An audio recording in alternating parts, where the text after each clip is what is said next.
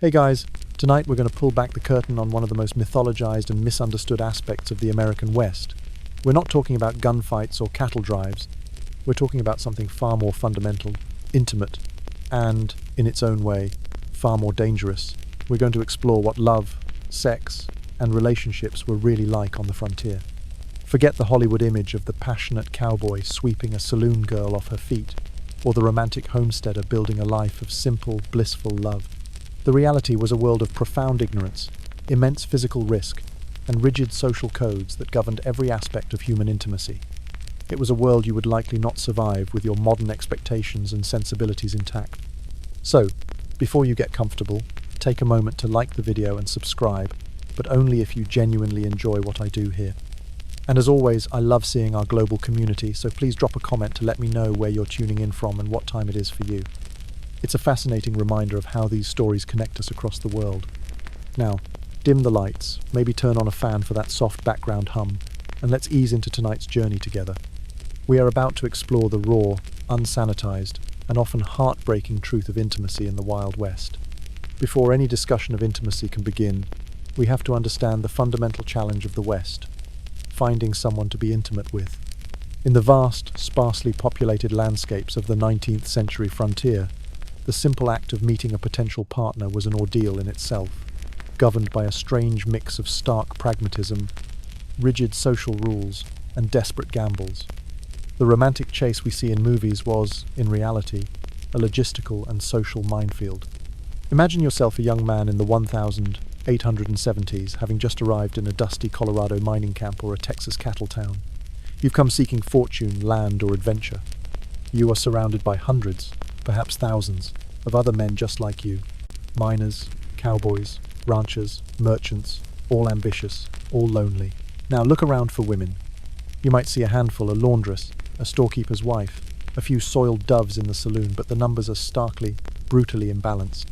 In many frontier areas, men outnumbered women by 10 to 1, and in some mining camps, the ratio could be as high as 100 to 1.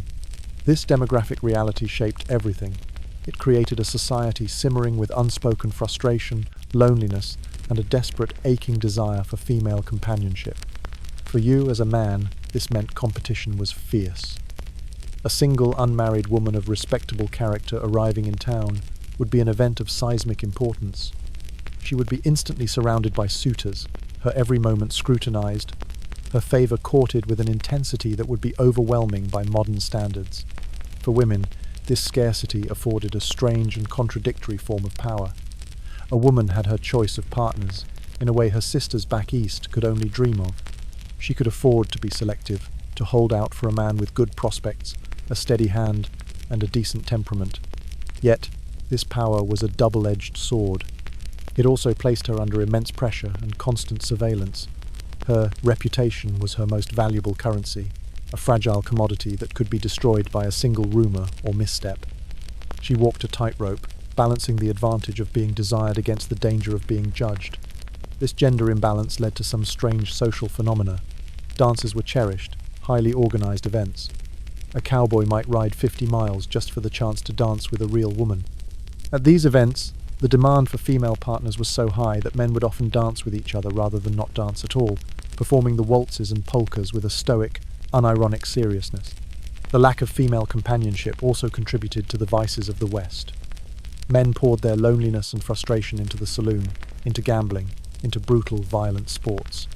The idealized, stoic cowboy of legend was often a profoundly lonely man, starved for the simple human connection that was so readily available back home.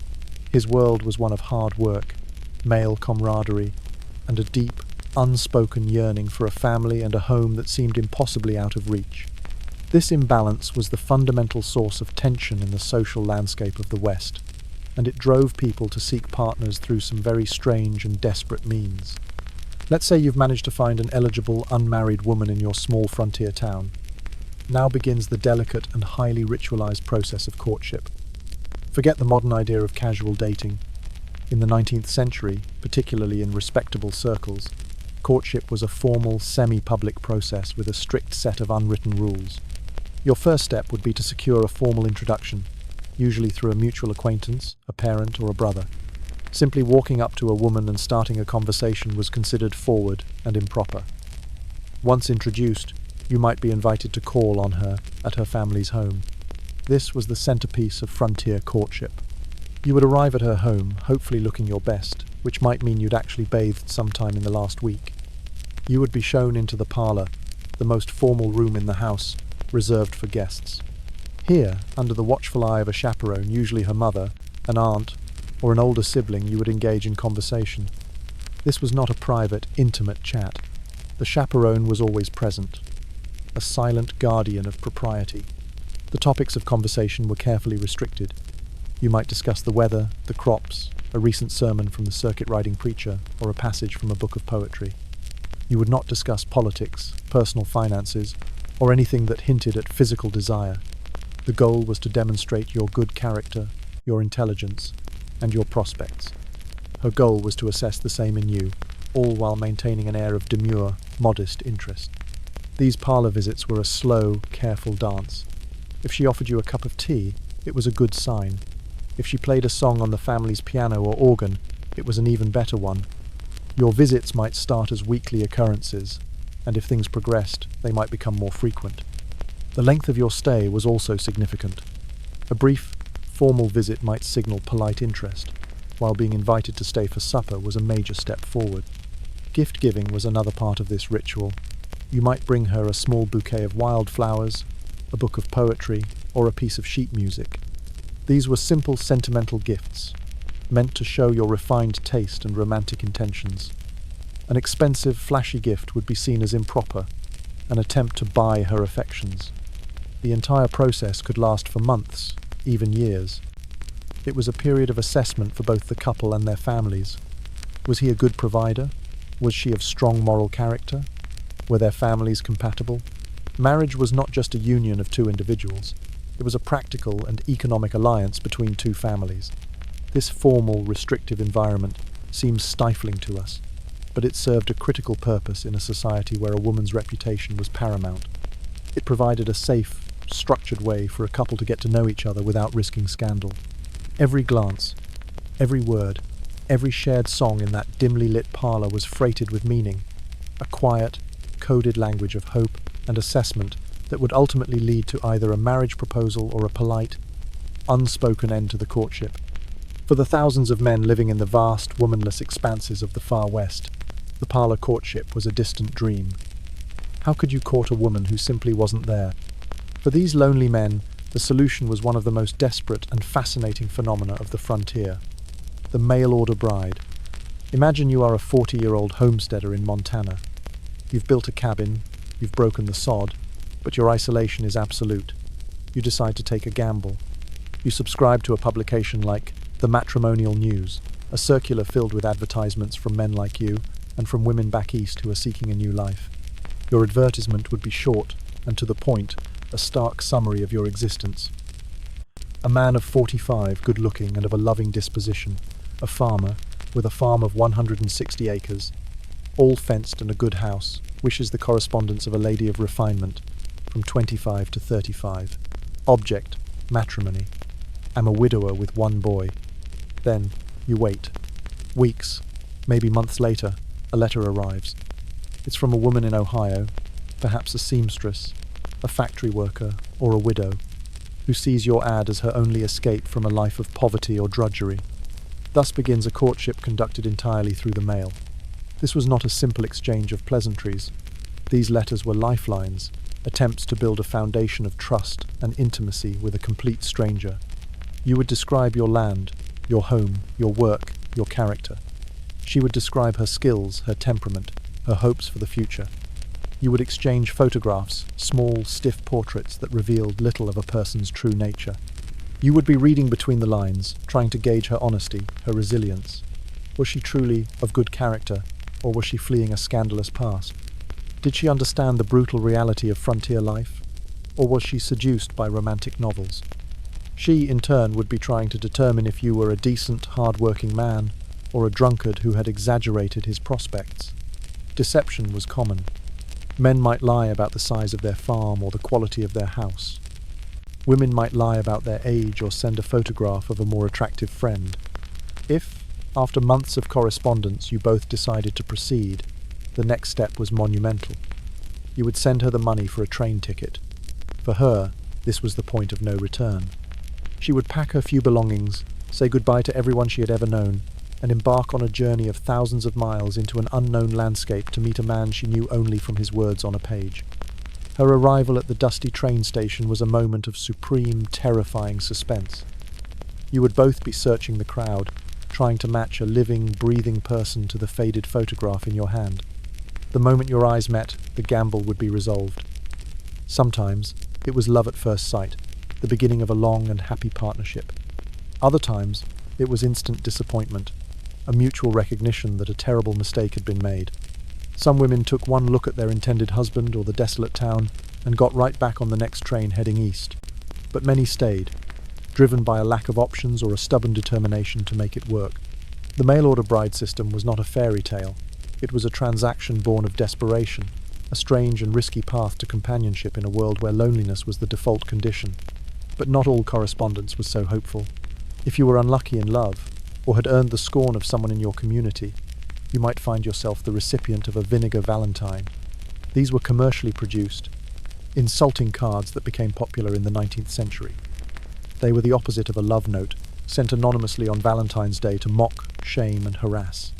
The illustrations were crude caricatures, depicting the recipient as ugly, foolish, or immoral. The poems were vicious. A woman might receive one mocking her for being a spinster. "'Tis a shame you're single.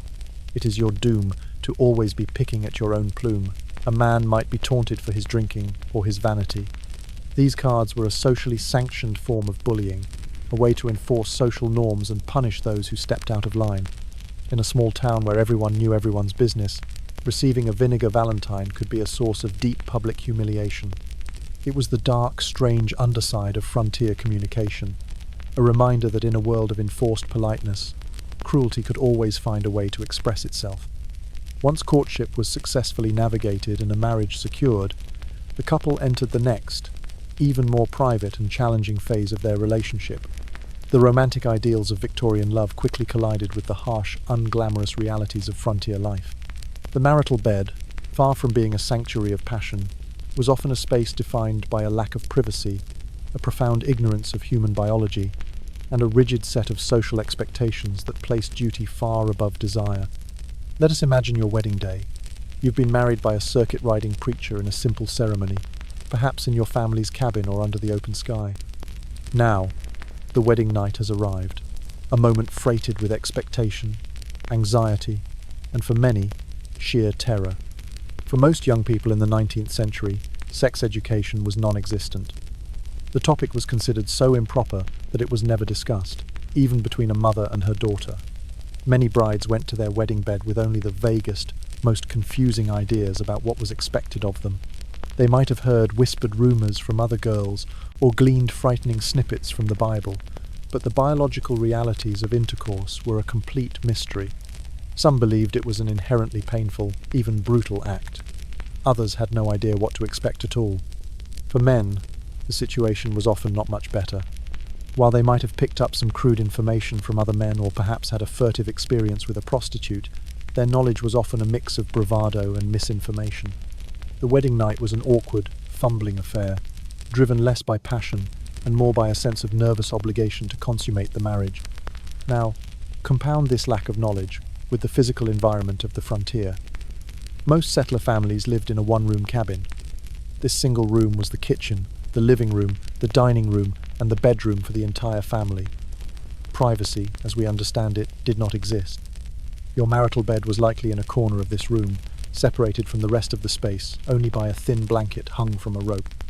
On the other side of that curtain, your parents, your younger siblings, and perhaps even a visiting relative or a hired hand would be sleeping. Every sound, every whisper, every rustle of the straw-stuffed mattress would be audible to everyone in the cabin. The concept of intimacy under these conditions is almost impossible for us to comprehend.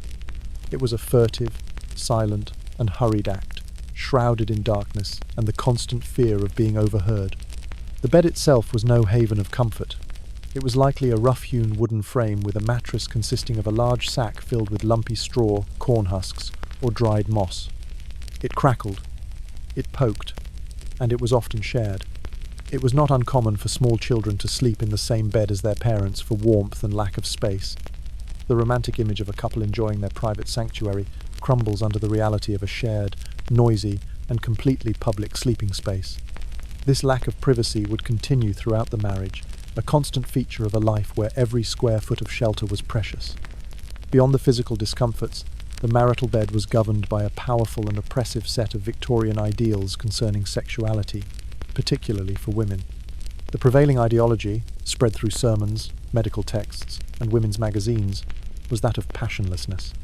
This doctrine taught that good or respectable women did not possess sexual desire. They were seen as pure spiritual beings, untroubled by the base, carnal appetites that afflicted men. A woman's role in the marital bed was not to seek pleasure, but to perform her wifely duty. This duty had two purposes: to provide her husband with a physical release for his natural urges, which were seen as necessary for his health, and, most importantly, to produce children.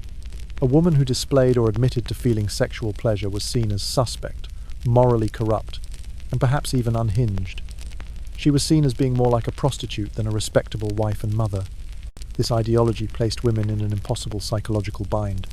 They were expected to be sexually available to their husbands at all times, yet they were supposed to remain emotionally and physically detached from the act itself. They were to submit, but not enjoy. This belief system had devastating consequences. It created a profound sense of shame and confusion around female sexuality. It also led to a complete lack of communication between husbands and wives about their intimate lives. A woman would never dare to speak of her own needs or desires, and a husband would likely not even consider that she might have them. Of course, ideology is one thing and human nature is another. We know from private diaries and letters that many women did experience sexual desire and found pleasure in their intimate relationships. But they did so in secret, often with a sense of guilt, believing that their feelings were abnormal or sinful. For men, this ideology created a different kind of pressure. While their desires were seen as natural, they were also viewed as something that needed to be controlled. A man who was too demanding of his wife could be seen as brutish. This often led to a strange dynamic where the marital bed became a place of silent, dutiful transaction rather than mutual passion. It's no wonder, then, that many married men sought out prostitutes, not just for sex, but for a kind of intimacy, laughing, talking, a sense of non-judgmental companionship that was often absent from their own homes. The idea of sex as a mutually joyful and emotionally fulfilling act, a cornerstone of modern relationships, was largely absent from the mainstream culture of the 19th century. For most, intimacy was a landscape of duty, silence, and misunderstood biology, another hardship to be endured in a life already full of them. In this world of rigid gender roles and unequal power, there was a dark and often unspoken reality that haunted the marital bed: domestic violence. The legal and social structures of the 19th century offered women almost no protection from an abusive husband. Under the legal doctrine of coverture, which was inherited from English common law, a married woman had no separate legal identity from her husband. She was, in essence, his property. She could not own property in her own name, sign contracts, or even have legal custody of her own children. Her husband had the legal right to control her life, her labor, and her body. This power dynamic extended to the use of physical force. The rule of thumb was a widely, if informally, accepted social concept. It held that a husband had the right to chastise his wife with a switch or rod, as long as it was no thicker than his thumb. While not a formal law in most places, it reflected the common belief that a husband was the master of his household and had the right to enforce his authority through physical discipline. In the isolated environment of the frontier, a woman trapped in an abusive marriage had almost nowhere to turn. Neighbors were miles away and often subscribed to the belief that what happened within a family was a private matter. "He's her husband, it's his right," might be the muttered response. There were no shelters, no social workers, and no police force trained to intervene in domestic disputes. Divorce was legally possible in some territories, but it was incredibly difficult to obtain, expensive, and carried a heavy social stigma, especially for a woman. She would have to prove extreme cruelty, adultery, or desertion. Even if she succeeded, she would likely lose her home, her social standing, and custody of her children, who legally belonged to her husband. For most women, enduring the abuse was seen as the only viable option. This physical domination was intrinsically linked to sexual violence. The concept of marital rape did not exist in the 19th century. A wife was legally obligated to submit to her husband's sexual demands. Her no had no legal standing. The marital bed, for many women, was not a place of comfort or intimacy, but a place of fear and non-consensual obligation. This is one of the most difficult and unsettling truths of the era. The romanticized image of the protective frontier husband often masks a much darker reality of absolute power and the potential for brutal exploitation. For every partnership built on mutual respect, there were countless others defined by fear, where a woman's survival depended on her ability to silently endure the will of the man who legally owned her. If the marital bed was a place of duty and danger, then its primary consequence, pregnancy and childbirth, was the single most perilous event in a woman's life. Every pregnancy was a gamble with death, a 9-month journey into the unknown, culminating in an ordeal that was brutal, terrifying, and profoundly unsanitized. To survive childbirth in the Wild West was a miracle. To do so repeatedly was a testament to almost superhuman endurance. Imagine you are a young homesteader's wife, and you suspect you are pregnant. How do you know for sure? There are no chemical pregnancy tests, no ultrasound scans. You simply wait. You wait for your monthly courses to cease, for the morning sickness to begin, for your belly to swell. The first few months are a period of quiet, anxious uncertainty. Once the pregnancy is undeniable, your life does not slow down. There is no concept of maternity leave. You are still expected to perform your grueling daily chores, hauling water from the well, tending the garden, cooking over a hot fire, scrubbing laundry on a washboard, caring for your other children. You are on your feet from dawn until dusk, your body already under immense strain before the real trial begins. Your clothing becomes a cage. You are still expected to wear a corset, though perhaps laced a little more loosely. This stiff, whalebone and canvas garment compresses your abdomen, restricting the growth of the fetus and putting pressure on your internal organs. Doctors of the era actually debated the benefits of corsetry during pregnancy, with some arguing that it provided necessary support. Your diet is monotonous and often nutritionally deficient. You eat what is available: salted pork, beans, cornmeal, and whatever root vegetables you've managed to store. Fresh fruits and green vegetables are seasonal luxuries. You are likely suffering from a lack of iron, calcium, and essential vitamins, leaving both you and your developing child vulnerable. Medical advice, if you receive any, is a strange mix of folk wisdom and misguided science. You might be told to avoid looking at ugly animals, lest your child be born deformed. You might be advised against raising your arms above your head, for fear the umbilical cord would wrap around the baby's neck. You are likely surrounded by superstition and fear, with no access to reliable prenatal care. As your due date approaches, a deep, primal anxiety sets in. You have seen other women in your community die in childbirth. You know the risks intimately. Every woman who entered labor knew she might not survive to see her child. It was a known, accepted, and terrifying part of life. You would prepare a birthing box with clean linens, scissors, and thread, and you would pray. You would pray for a quick labor, a healthy baby, and for your own survival. When the first pains of labor begin, your home transforms into a makeshift delivery room. There is no sterile hospital, no team of nurses. You will give birth in the same bed where you sleep every night, in the same one-room cabin where your family is trying to go about its day. You send for help.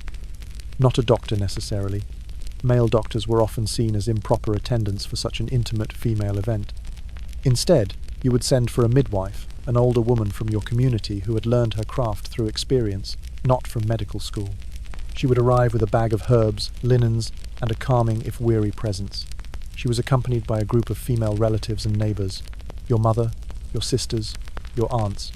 This was the practice of social childbirth. You would not labor alone. You would be surrounded by a community of women, offering support, telling stories, and assisting the midwife. Labor could go on for days. There was no epidural, no effective pain relief beyond a rag to bite down on, or perhaps a sip of whiskey, or a laudanum-laced tea. You would endure the contractions, sweating and writhing on the straw-stuffed mattress, while the sounds of your daily life, children playing, a dog barking, continued just feet away. The midwife's methods were based on tradition, not science. She might have you walk around the cabin, squat, or pull on a rope tied to the rafters to help the baby down. She would use her hands to try to turn a baby in a breech position, a risky maneuver that could cause injury to both mother and child. The moment of birth was the moment of maximum danger. The risk of hemorrhage was immense. If the placenta did not deliver properly, the midwife might try to remove it by hand, a non-sterile procedure that could introduce deadly infection.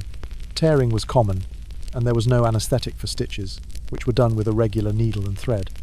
Even if the delivery was successful, the greatest danger was yet to come.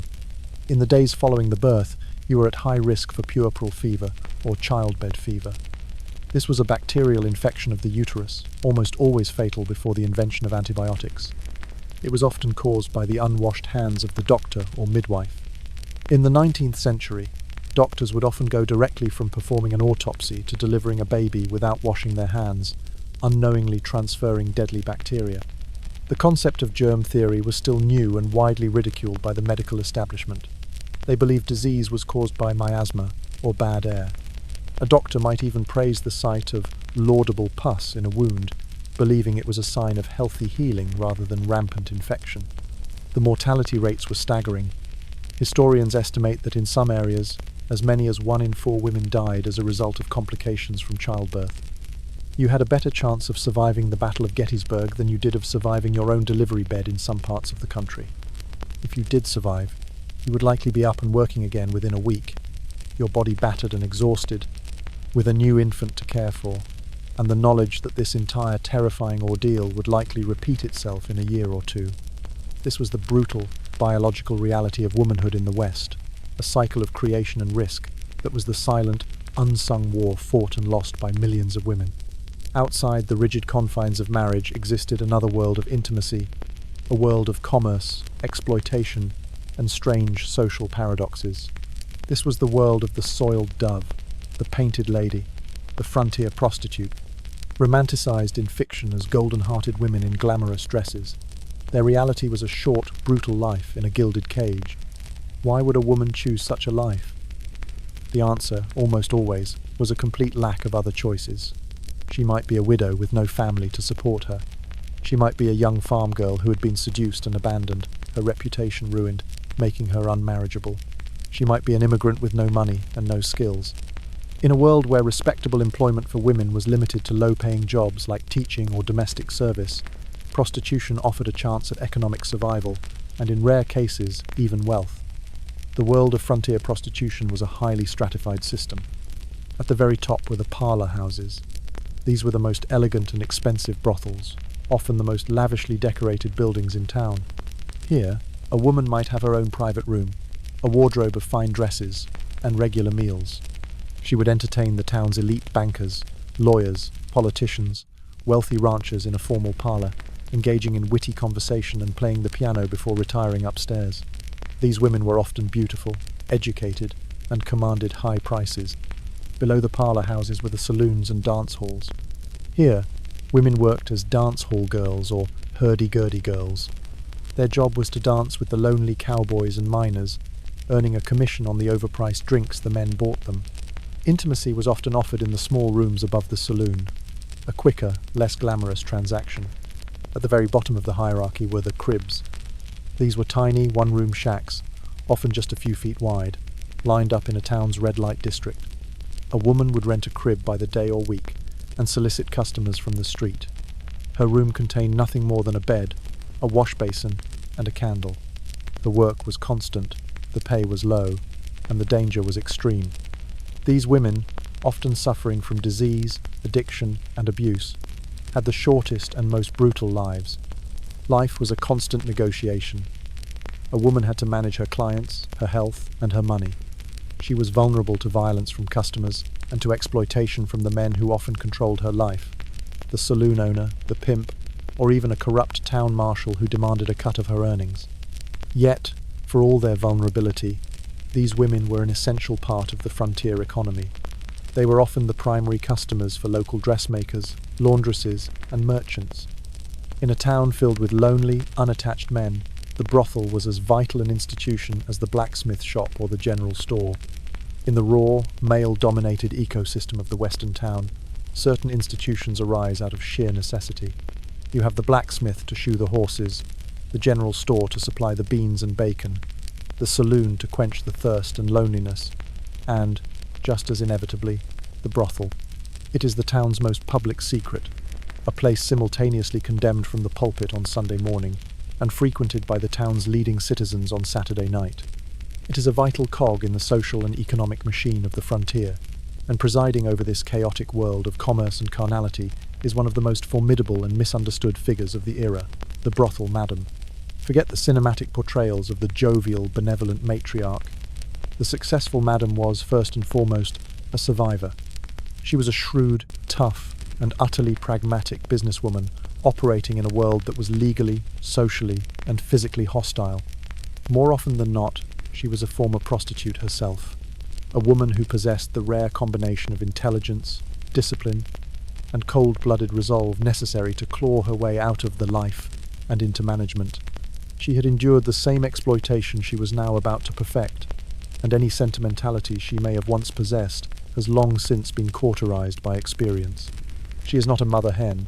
She is the queen of a brutal, unforgiving hive. To see the madam simply as a purveyor of vice is to miss the complexity of her role. She is the CEO, CFO, and HR director of a demanding, high-risk enterprise. Her day begins not with silks and perfumes, but with ledgers and logistics. She must manage the house's finances with an iron grip, tracking every dollar spent and earned. She has to negotiate with suppliers, the butcher, the grocer, the liquor distributor, men who look down their noses at her even as they eagerly take her cash, which, unlike the credit of many respectable businesses, is always good. She has to maintain the physical property, ensuring the rooms are clean, the linens washed, and the piano in the parlor is at least vaguely in tune. Her most crucial skill is management, both of people and of politics. She recruits her girls, sometimes luring them with false promises of an easy life, other times taking in runaways or desperate women with nowhere else to turn. She must then maintain a degree of order amidst the volatile mix of alcohol, money, and male aggression that defines her establishment. This requires a stern hand and an intimidating presence. She breaks up fights, ejects violent clients, and settles disputes between the women who live and work under her roof. Her most delicate task is cultivating a relationship with the local law. The town marshal or sheriff is her most important business partner. She cannot operate without his tacit approval, and she secures it in the most direct way possible: bribery. It might be a weekly cash payment delivered in a discreet envelope, or it might be framed as a series of regular fines paid directly to his office, a cynical performance of law enforcement that fools no one. In exchange for this steady stream of revenue, the lawman agrees to look the other way. He will not raid her establishment. He will be slow to respond to complaints from the town's reform-minded, respectable ladies.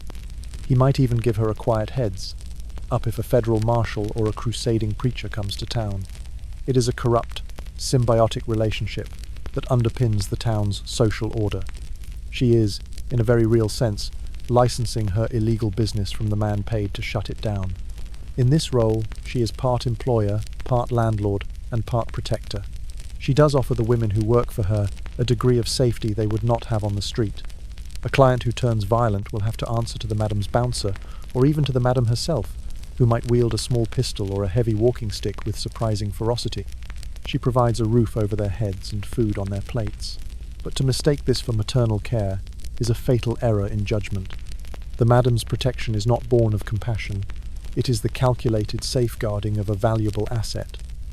A woman who is badly beaten or sick cannot earn. The madam is a rancher, and the women are her herd. She protects them only to ensure their continued profitability. Her true nature as an exploiter is revealed not in moments of violence, but in the quiet, merciless arithmetic of her account books. She typically takes a staggering percentage of a woman's direct earnings, often 50% right off the top. If a cowboy pays $1 for a few minutes of a woman's time, 50 cents goes directly into the madam's pocket. But this is just the beginning of the financial entrapment. The madam runs a closed economic system where she is the sole supplier of every necessity, and she charges for it all at exorbitant prices. Imagine you are a young woman who has just arrived in town, destitute and desperate. The madam takes you in. She gives you a room, but you are charged rent for it, at a rate far higher than any other lodging in town. She provides your meals from the house kitchen, and the cost is deducted from your future earnings. She tells you that your plain traveling clothes are unsuitable for business. She provides you with the uniform, a garish but alluring dress of silk or velvet, silk stockings, lace underthings, a bottle of cheap perfume. These items are not gifts. They are sold to you, on credit, at a markup of 200 or 300%. A dress that cost her $5 is now a $20 debt on your personal ledger. You are trapped.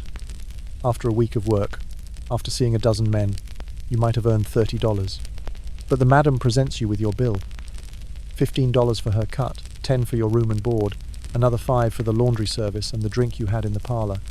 You have worked all week and cleared nothing. In fact, if you had to buy a new dress, you are now deeper in debt than when you started. This is the brutal, inescapable system of debt peonage. The financial leash is invisible, but it is stronger than any iron chain. The gilded cage of the parlour, with its red velvet curtains and tinkling piano, is, in fact, a debtor's prison from which there is almost no escape. Western fiction, written almost exclusively by men, created one of its most enduring and misleading myths, the prostitute with a heart of gold. She is a stock character, witty, beautiful, and world-weary, but possessed of a secret, inner purity.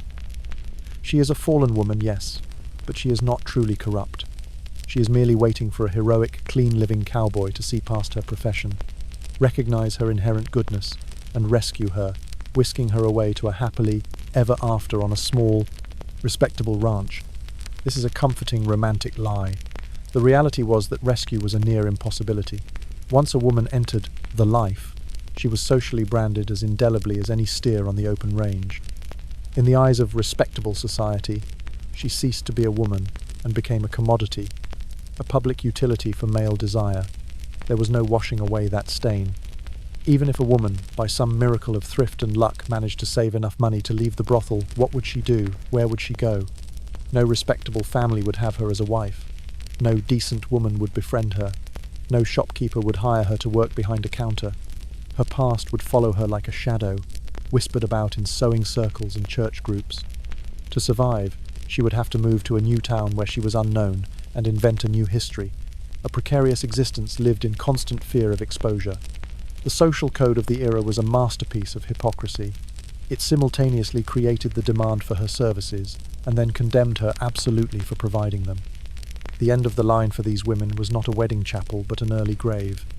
The myth of the Golden Heart ignores the brutal physical realities of their profession.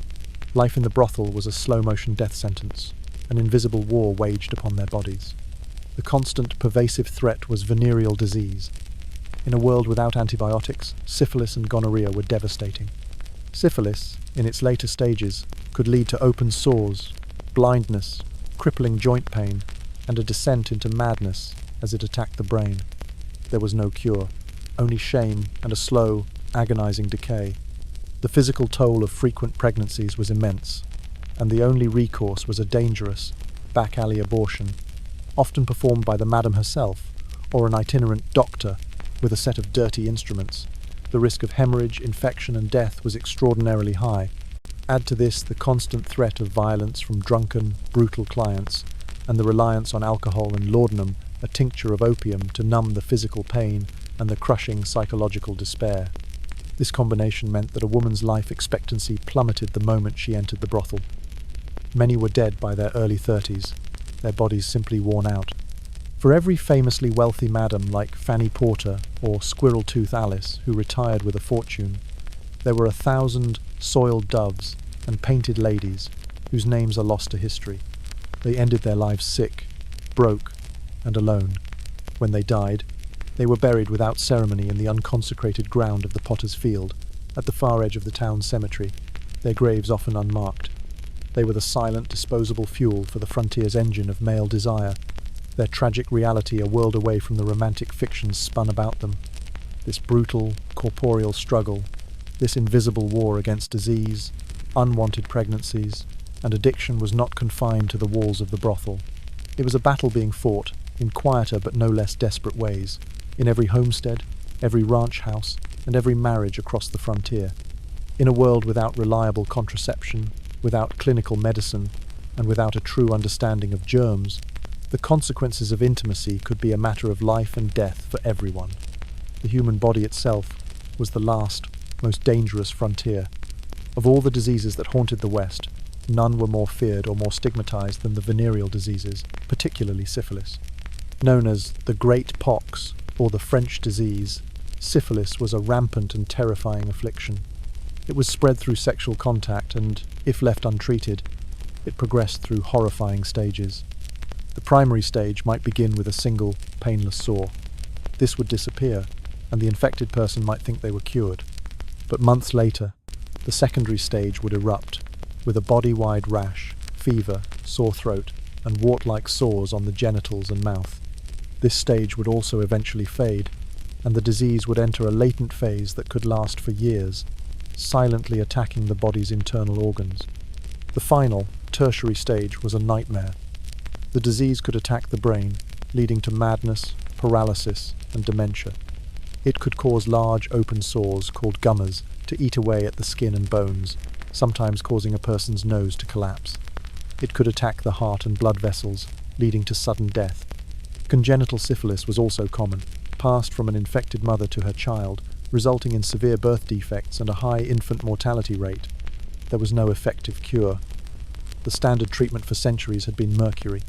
Patients would be given mercury pills to ingest, mercury ointments to rub on their skin, or they would be placed in a hot box to sweat while inhaling mercury vapor. The treatment was based on the idea that it would cause the patient to salivate profusely, thereby spitting out the disease.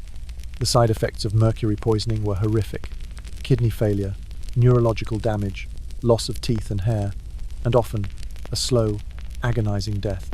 The cure was, quite literally, as bad as the disease. Gonorrhea was also common, though less deadly.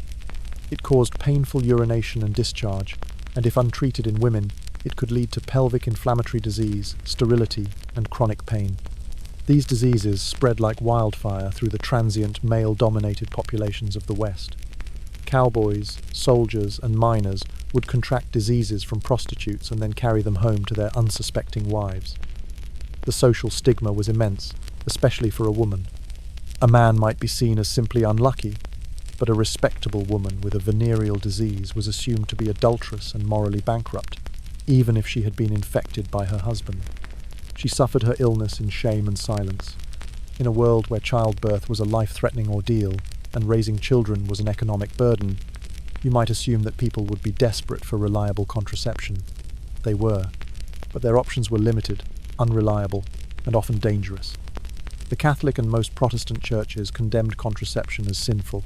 The Federal Comstock Act of 1873 made it illegal to send any information about contraception or abortion through the U.S. mail. Doctors were often unwilling to discuss the topic with their patients. This drove the entire subject underground into a world of folk remedies, whispered advice, and back-alley practitioners. For contraception, women relied on a variety of methods.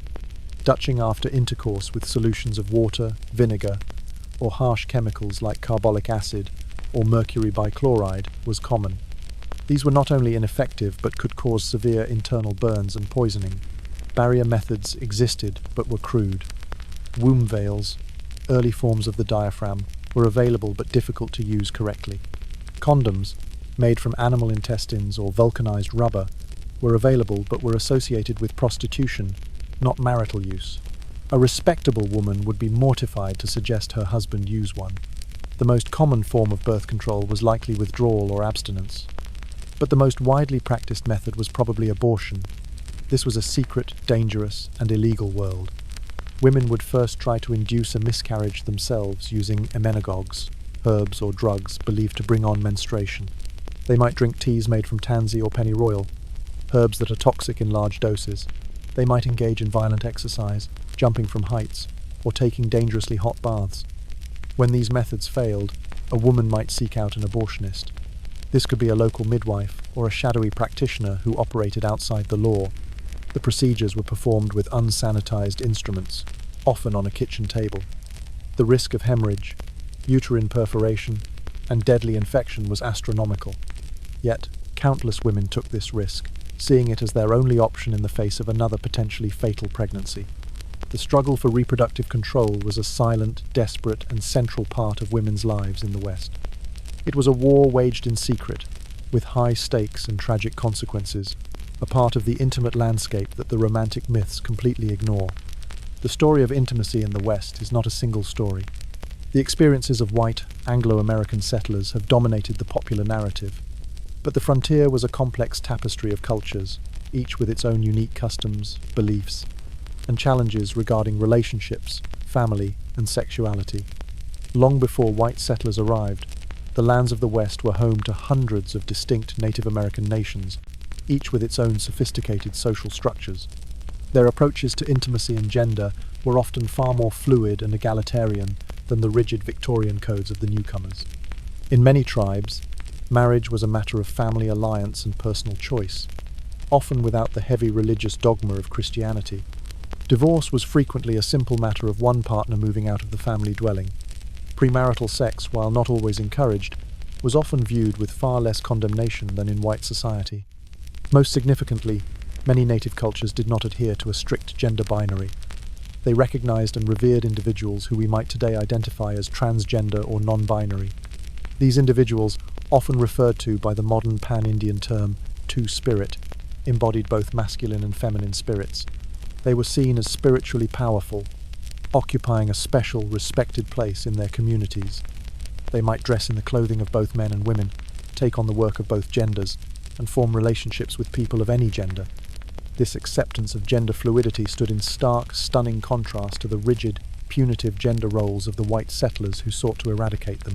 The arrival of white settlers, with their Christian missionaries and government agents, had a devastating impact on these traditions. They imposed their own patriarchal, heteronormative values, condemning native practices as savage and immoral. The forced assimilation of native children in boarding schools was a deliberate attempt to erase these cultural understandings of family, gender, and spirituality. We have spent much of our journey exploring a very specific vision of life and love in the American West, the story of the Anglo-American family. It is a narrative of homesteaders and cattle barons, of Protestant ethics and Victorian ideals, a story largely written by and for white America. But to end there would be to accept a comfortable myth. The West was never a blank slate, an empty canvas waiting for a single artist.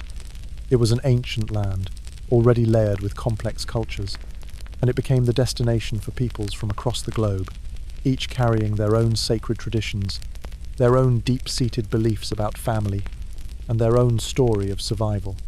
To truly understand this era, we must now step away from the frame of the Anglo-American experience and look at the other worlds that coexisted, often uneasily, on the same dusty soil.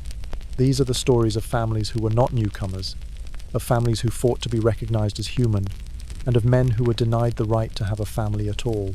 This is the story of the West as it truly was, a chaotic, sometimes violent, but always vibrant meeting ground of different worlds. The enduring legacy, La Familia in the Southwest. Long before the first covered wagons carved ruts into the prairie, long before the cry of gold echoed in the Sierra Nevada, there were other families here. In the sun-drenched lands of New Mexico, southern Colorado, Texas, and California, Hispanic communities had laid down roots that were centuries deep. They did not cross the border to come to America. The border, in a war of conquest, crossed them. For these Tejano, Californio, and Hispano families, life was not a new adventure, but a struggle to preserve an old and cherished way of life against the tide of aggressive Anglo settlement. At the heart of this world is the concept of La Familia. This is not the small, mobile nuclear family of the American ideal. This is a vast, interwoven network of parents, children, grandparents, aunts, uncles, and cousins, all bound by loyalty and tradition. And at its head stands the patriarch, the patron. His authority is absolute, his word law within the household. This is not seen as tyranny, but as the proper order of things. His power is balanced by a profound responsibility for the physical well-being, economic stability, and, most importantly, the honor of his entire family. Family honor, la honra, is the bedrock of this society. It is a collective reputation that every member must strive to uphold. And the most precious, most fragile component of that honor is the virtue of its women. A daughter's purity, her chastity before marriage, is not merely her own private concern. It is a direct reflection upon the honor of her father, her brothers, her entire lineage.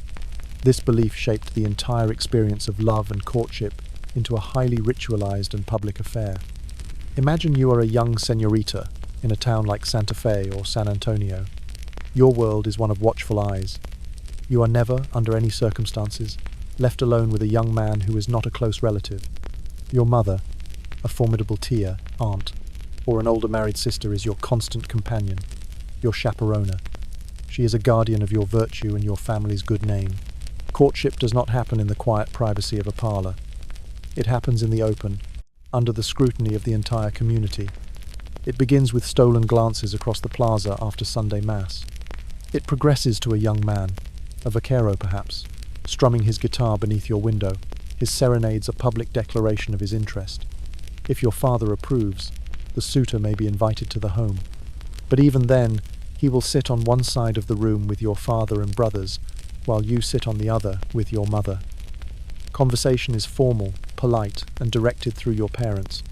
Love is a serious negotiation between families, not just a fleeting passion between two individuals.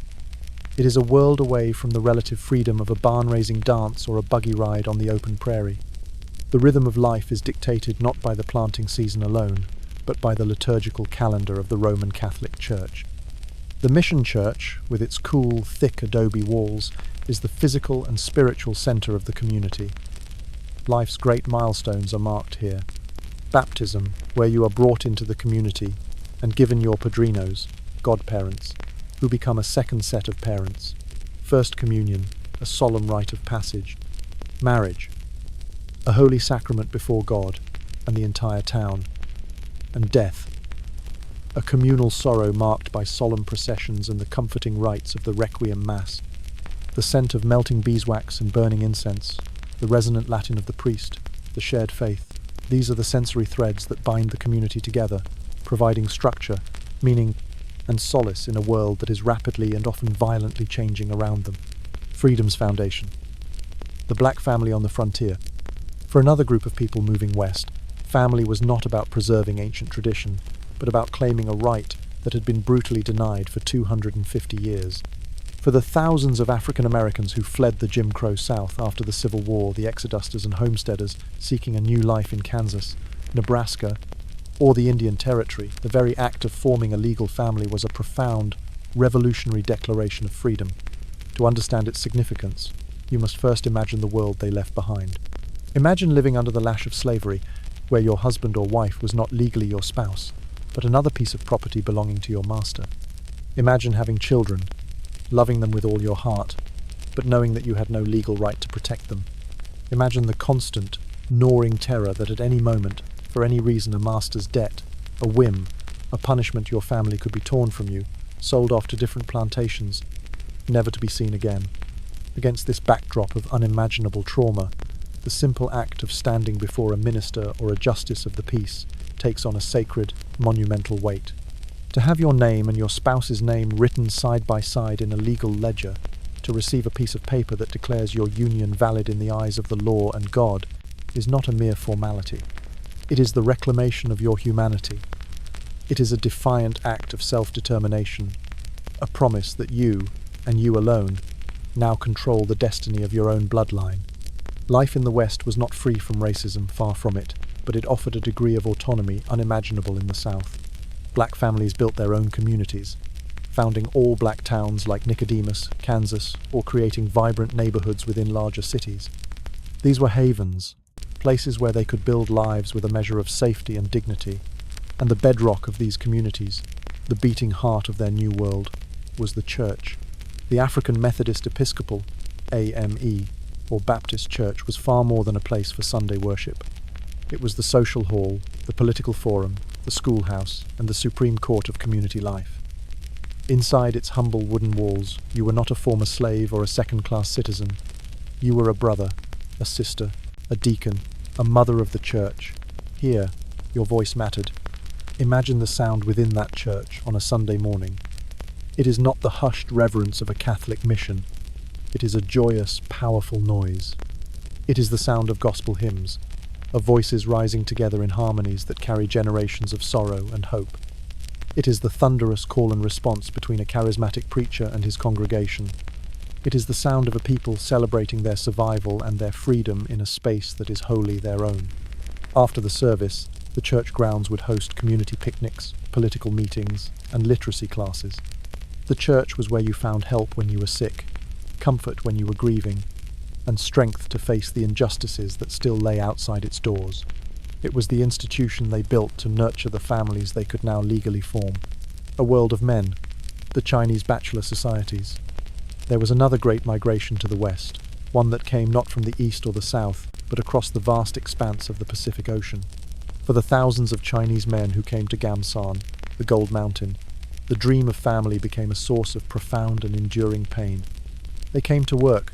They blasted tunnels through the Sierra Nevada for the Transcontinental Railroad. They worked in the gold mines, the timber camps, and the fisheries.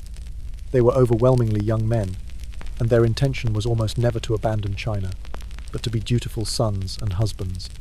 The plan was to work for a few years, endure the hardship, save their meagre wages, and return home to their wives and children as wealthy, respected men. It was a dream of a temporary sacrifice for a permanent family gain. That dream was destroyed by American law. A rising tide of virulent anti-Chinese racism led to a series of laws explicitly designed to get their labor without allowing them to plant roots. The Page Act of 1875 was framed as a law to restrict prostitutes, but it was used as a blunt instrument to prevent virtually all Chinese women from immigrating. Then, the Chinese Exclusion Act of 1882 slammed the door shut, barring nearly all Chinese immigration and making it impossible for those already here to bring their families over. The result was the creation of a unique and tragic social formation, the bachelor society. In Chinatowns from San Francisco to Deadwood, tens of thousands of men lived in a world almost entirely devoid of women and children. Imagine you are one of them. You live in a crowded, noisy bunkhouse with other men from your home district. You work 10, 12 hours a day at grueling, dangerous labor. Your only connection to the wife you barely knew, to the children whose faces you can only picture from a faded photograph, is the letter that takes 3 months to cross the ocean, and the portion of your pay you painstakingly send home. Years turn into a decade turns into 2.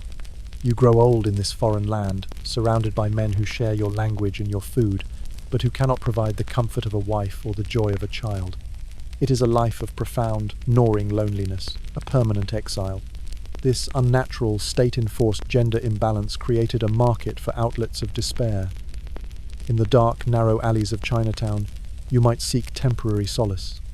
The few Chinese women present were almost all victims of human trafficking, forced into prostitution to serve this vast, lonely male population. Opium dens offered another kind of escape.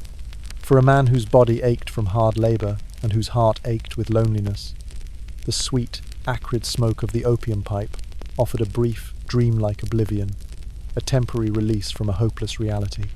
You could gamble at Fantan, hoping for a stroke of luck that might finally buy you a ticket home. These vices, so sensationalized by the white press, were not signs of inherent depravity. They were the symptoms of a deep social sickness inflicted by racist laws. They were the desperate consolations of men who had been denied the fundamental human right to a family. The story of the West is not one story. It is a polyphony of voices, a chaotic but vibrant collision of worlds. The Anglo ideal of the nuclear family was just one narrative, and often the most privileged one.